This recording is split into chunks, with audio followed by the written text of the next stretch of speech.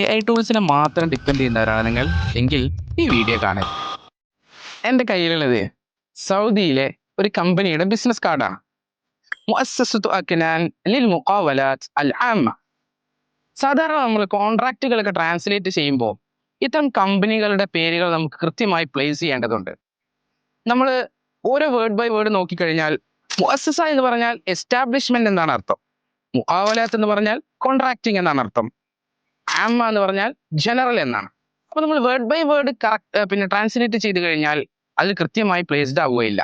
യഥാർത്ഥത്തിൽ അവിടെ ഉപയോഗിക്കേണ്ടത് അഖ്നാൻ ജനറൽ കോൺട്രാക്ടിംഗ് എസ്റ്റാബ്ലിഷ്മെന്റ് എന്നാണ്. അപ്പോൾ അവിടെ ആശയം കൃത്യമാവുകയും നമ്മുടെ പ്ലേസ്മെന്റ് കറക്റ്റ് ആവുകയും ചെയ്യും.